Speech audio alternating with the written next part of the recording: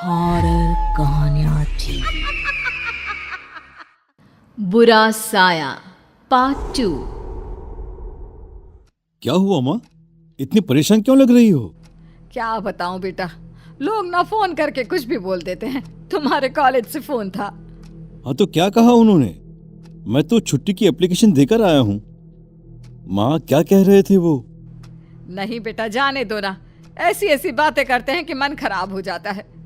मेरा लाडला बेटा इतने दिन बाद लौट कर आया, इन लोगों ने सारा मूड खराब कर दिया। रुक, मैं तेरे लिए खीर बनाती हूँ।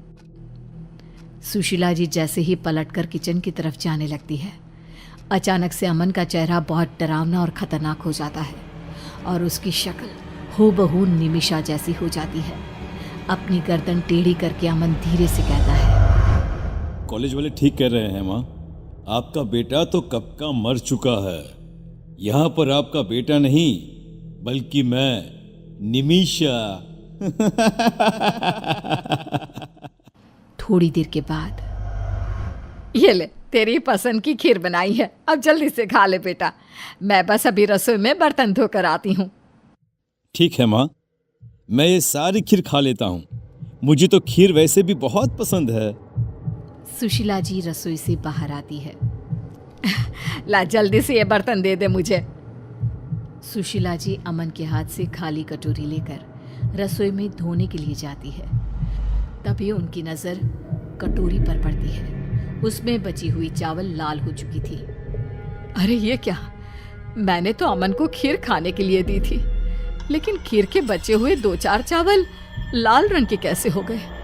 कहीं अमन के मुंह में कोई चोट तो नहीं लगी? सुशीला जी दौड़कर रसोई से बाहर आती है, लेकिन वो देखती है कि अमन वहां पर नहीं था। सुशीला जी उसके कमरे में जाती है। अमन बिस्तर पर चादर ओढ़कर लेटा हुआ था। लगता है बहुत थक गया है, नींद आ गई है। ऐसे अभी डिस्टर्ब करना ठीक नहीं, बाद में पूछ लूंगी। लेकिन फिर भी चावल ऐसे लाल कैसे हो गए, मेरी तो कुछ समझ में नहीं आ रहा। अगली सुबह जब सुशीला जी अमन के कमरे की तरफ जाती है तो उनकी नज़र बिस्तर से नीचे लटक रहे लंबे बालों पर पड़ती है। हे भगवान, ये क्या है? अमन के कमरे में किसी लड़की के लंबे लंबे बाल। ये कौन है? अमन! क्या हुआ माँ? अरे इतनी जोर से चिल्ला क्यों रही हो? अभी यहाँ तुम्हारे बिस्तर पर किसी लड़की के लंबे लंबे बाल थे, बेड से नीचे लटक रहे थे बेटा। माँ आपने जरूर कोई बुरा सपना देखा होगा। ऐसा तो कुछ भी नहीं है। यहाँ पर तो मैं हूँ, देखिए, और कोई नहीं है मेरे अलावा। पता नहीं बेटा क्या हो रहा है। तेरे कॉलेज वालों ने जब से बताया है कि आपका बेटा मर चुका है, तब से बहुत डर गई हूँ।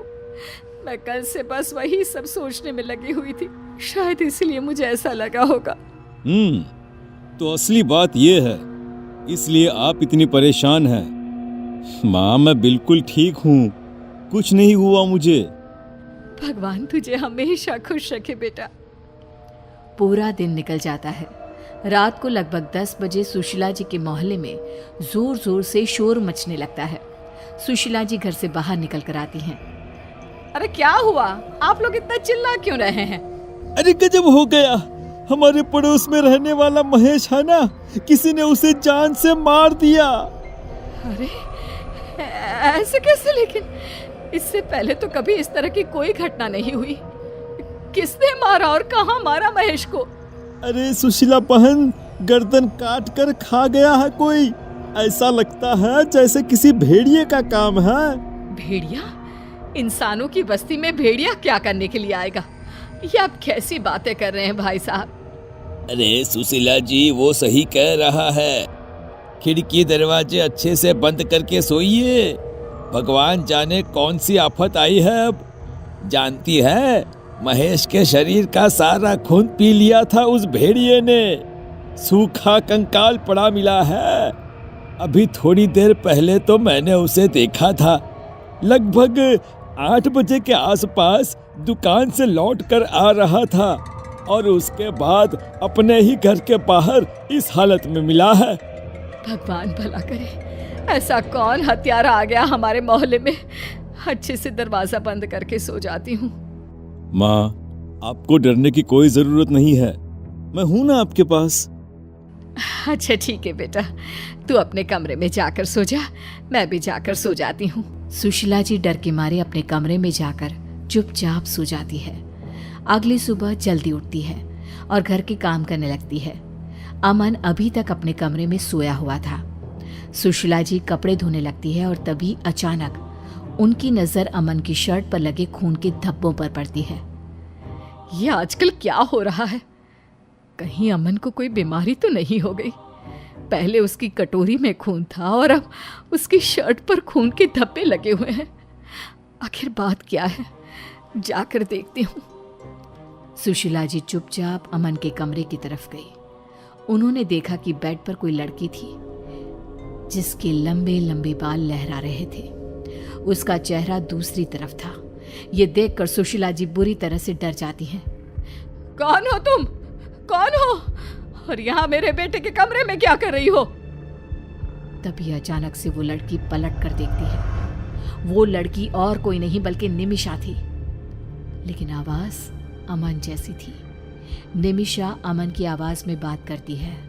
क्या हुआ माँ? आप इतनी हैरान क्यों हैं? आप चाहती थी ना मैं लंदन से वापस आ जाऊं, तो मैं आ गया, लेकिन मरने के बाद। पागल हो गए हो तुम? और तुम कौन हो? तुम्हारा चेहरा मेरे बेटे से मिलता है। कहाँ है मेरा अमन? माँ, मैं अमन ही तो हूँ, बस मेरा शरीर निमिषा का हो गया है। ये निमिषा मुझे लंदन में मिली थी और जानती हैं, वो मर चुकी थी। बस मेरी आत्मा ने निमिषा का शरीर ले लिया, तो अब से आपके पास निमिषा और अमन दोनों रहेंगे माँ। और इतना कहकर निमिषा जोर जोर से हंसने लगती है। ये देखकर सुशीला जी वहां से भागने की कोशिश करती हैं, लेकिन निमिषा अपने लंबे बालों से एक रस्सी बनाकर सुशीला जी को पकड़कर खींच लेती है। माँ, आपको डरने की कोई जरूरत नहीं है। और खबरदार, जो घर से बाहर कदम निकाला तो आपने सुना नहीं, कल किसी ने महेश की गर्दन खा ली, उसे कच्चा चबा गया। जानती हूँ, अच्छी तरह जानती हूँ, लेकिन मैं अपने आप को बचा लूंगी। कुछ नहीं होगा मुझे। महेश की किसी से दुश्मनी होगी, इसलिए उसके साथ ऐसा हुआ होगा। नहीं माँ, किसी के साथ दुश्मनी नहीं थी, बस मुझे बहुत प्यास लगी थी और मुझे किसी का खून पीना था, इसीलिए ये काम मैंने ही किया है। क्या तुमने? मतलब वो भेड़िया कोई और नहीं बल्कि तुम? हाँ, भेड़िया कोई और नहीं बल्कि मैं हूँ। और जानती हैं, मुझे अब फिर से बहुत प्यास लग रही है, खून पीने का मन कर रहा है, और आप मेरी आंखों के सामने हैं, तो मैं किसी और के पास क्यों जाऊं?